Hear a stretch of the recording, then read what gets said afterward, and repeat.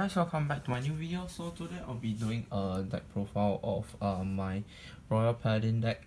So basically this is the new upgraded from VBTOY. I know I'm so far behind and I was very dead to the channel, but yeah, I had a couple of cock-ups, so yeah. So anyways, this boost is featuring the new Gancelot, which gives Blaster Blade into Vanguard, giving Blaster Blade to become the Vanguard Circle with an extra hand.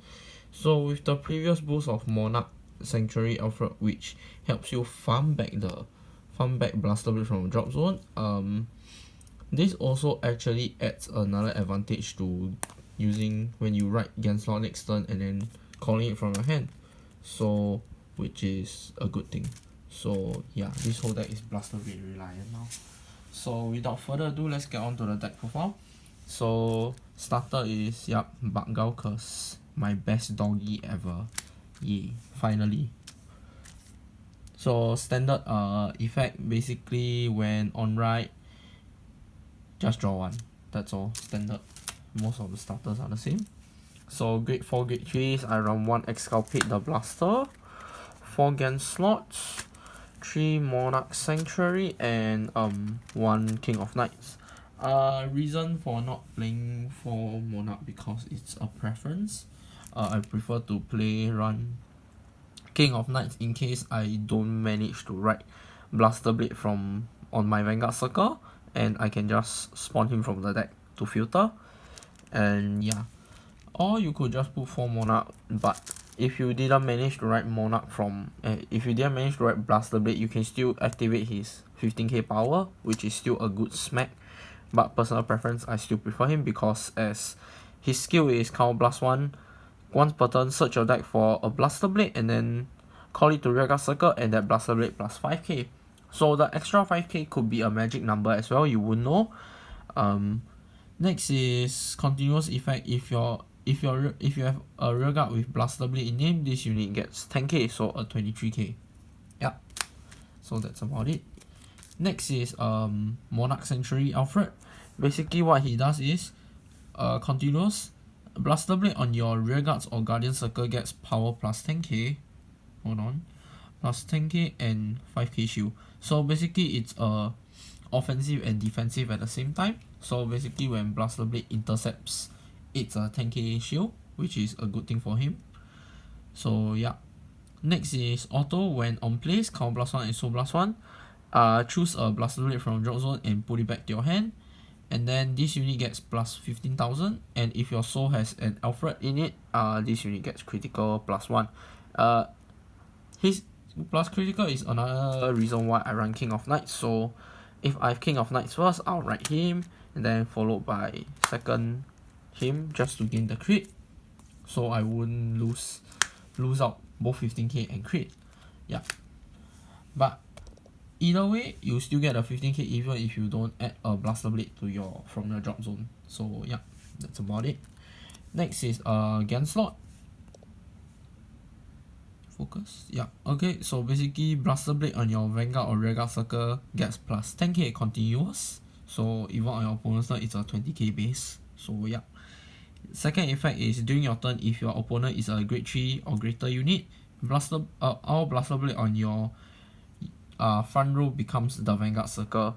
Yep, so his Vanguard effect will trigger, which is if you have 4 units on the field, he gets plus 1 crit. But take note that if you have 2 Blaster Blade in the front row, the crit is gone because it's 3 Vanguard units and it's not Rearguards. So yeah. So it's a good thing because with Gancelot and Blaster Blade on the field, you add 3 cards to your hand due to its Twin Drive and Blaster Blade's Drive check. And if you have a full field, you can gain his crit power for more pressure. Yeah. So next is the grade 4, which is Exculpate the Blaster.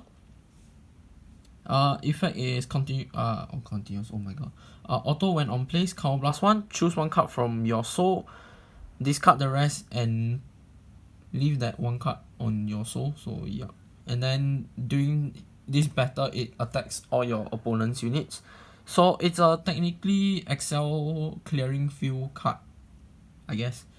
But second effect is the double-edged sword, which is after its attack is done, you have to retire this unit to the drop zone, choose 2 cards from your hand and put it to the soul, and then write a Blaster Blade from the soul as your Vanguard, and if you don't, you lose the match. So it's technically a 2-way attack restander. Yeah. So that's it for the grade 3s and 4s. Moving on to grade 2s. I run 4 Blaster Blade because it's the staple of the deck now. 4 Bediviers, 2 Gordons, and 2 Mithril the Conjurer. So why I play Mithril the Conjurer now? Because it's another staple that I prefer as well, because if you do not have, like, let's say Tristan or anyone to farm Blaster Blade out from your field or hand, you can just call him out, Counter Blast 1, Soul Blast 1, call a grade 2. Basically his effect is when placed from the hand, Counter Blast 1 and Soul Blast 1, search your deck for a grade 2 and call it out to the Rearguard circle. So yep, it's either for early rush games, or if your Vanguard is a Blaster Blade and you just nice have him, you can call him out and then call Gordon to give the 5k to him. Or the other method is just you call Bedivere and then, yeah, you know, call K and then draw that extra hand, so you don't make a loss. Yeah. So next is Gordon. I play 2 copies because it's to balance out between Mithril and Gordon, because I think Gordon 2 copies is fine for me. Yeah. So his effect is continuous. Your Blaster Blade on your Vanguard or Rearguard gets plus 5k, and then after that, if he's on the same column as him, he gets boost. So it's a 25k column attack, and if you have Gancelot or Monarch on the field, it's a 35k column smack, which is even more pressure. So yeah.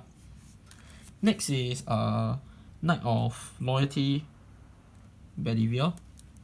Is it? Yeah. So basically what Bedivere does is auto when on place from hand. I think on hand, right? Yeah, it's on place from hand, sorry. So this doesn't connect, I'm sorry. My brain stopped functioning. Anyways, when he's on place from hand, you may call a Bedivere. Call a Knight of Friendship K from your hand to the Rearguard circle, and if you do, you draw 1 card. So yeah, it's there for a 1 card thing.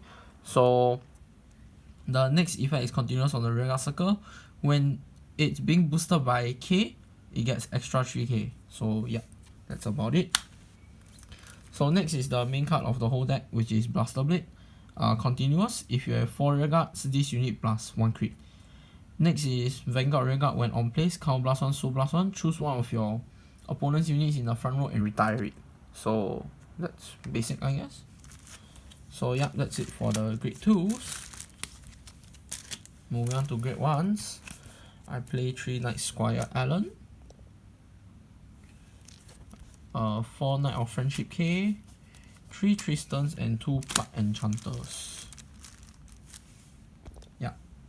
So my reason for 2 Plague Enchanters is because for its effect, which is once per turn, during your turn when a Blaster Blade is on place, you may soul charge 1, and if you do not have a face up card in your damage zone, you may counter charge 1.